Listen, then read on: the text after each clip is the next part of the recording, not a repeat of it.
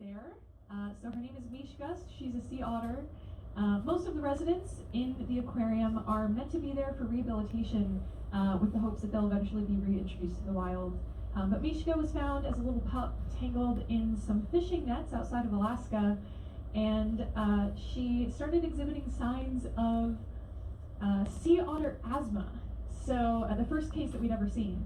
So they modified a cat inhaler and taught her how to push a little button with her nose and administer medication for her asthma.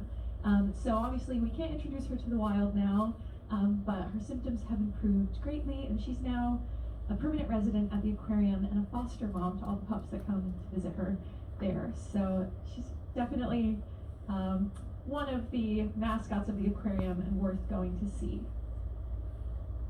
Just to the left of the aquarium, towards the stern quarter off the starboard side, if you look up a few rows back, you can see a building with a woman's face painted in black, and she's looking towards the public market. Spent a little bit too much time talking about Mishka, but can you blame me? Well, that is Pike Place Market. Has anyone been to Pike Place Market yet? A lot of you have. Yep, that is probably the #1 attraction that people recommend doing when you come to Seattle. Even the locals go. It's not only a tourist destination, it's just a pretty great place. There's so much to do and see there. It's the oldest farmers market in the United States. It was founded in 1907, and it was founded by a small group of farmers who were tired of like middlemen hiking up the prices of their produce, but not giving them a big cut of the profit. Essentially, they just wanted to cut out the middlemen and work directly with the customers. So they came up with this idea to open up their own little market, and that quickly exploded to what is now over 5 different levels that spans across a few blocks, and over 320 booths, vendors, merchants.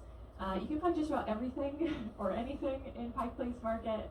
So they've got the oldest magic shop in Pike Place Market. There's artisanal cheese.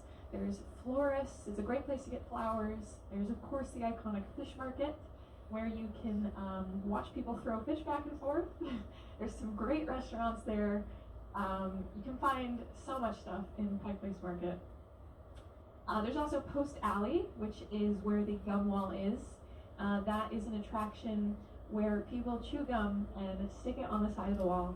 And in the summer, very smart entrepreneurs will put gumball machines in the alleyway and pick them up every day and collect all the quarters, which is pretty smart. All right, just coming off the bow, off our starboard side still, we're passing this grayish green building with mustard trim and the red E on top. That is the Edgewater Hotel. So this hotel has a really interesting history. It was built for the 1962 World's Fair that came to Seattle that year. And they hoped that of the 10 million people who came around the world to attend this fair, many of them would stay in their new waterfront hotel. Well, of those 10 million people, exactly 0 of them stayed in the hotel, and that's because building a hotel on the water is pretty complicated, and construction didn't actually finish until 2 weeks after the fair packed up and left.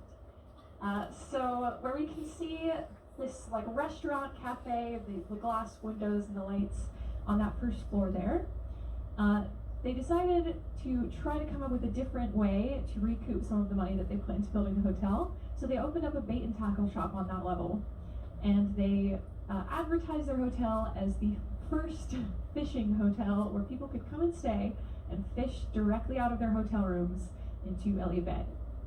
They advertised it in wedding and honeymoon magazines, as well as fish and wildlife magazines, travel magazines, and it was a big hit. It drew in a lot of people who wanted to try their hand at fishing out of their hotel room. And it was a pretty good idea at first. I think a lot of you can think about how it might be better in theory than in practice. People started to realize it wasn't a great idea to let people fish out of their 4-star hotel rooms, and the first people to complain were housekeeping, because they were tasked with cleaning the rooms when people left fish behind, which they did sometimes. So some people tried to keep fish alive in a bathtub with table salt and water in it. That's not really how that works. Some people just left it on the back of a toilet or tried to gut it in the bathroom sink. It was deal, and eventually in the 80s they stopped pushing to let people fish out of the hotel room. They closed down the bait and tackle shop. Then they tried a new identity, which was maybe becoming a rock and roll hotel. So the Beatles came to stay at the Edgewater during their first North American World Tour, and that was the final identity that stuck for them. So then after the Beatles stayed there, a bunch of other big bands and big names stayed in the Edgewater, and it became known as a bit of a rock and roll hotel. I'm going to stop talking about the hotel though, because we're passing Olympic Sculpture Park and the closest, most unobstructed view of the Space Needle right now. So if you guys want to take photos, this is a good spot. We'll definitely have other good views of the Space Needle. But while you guys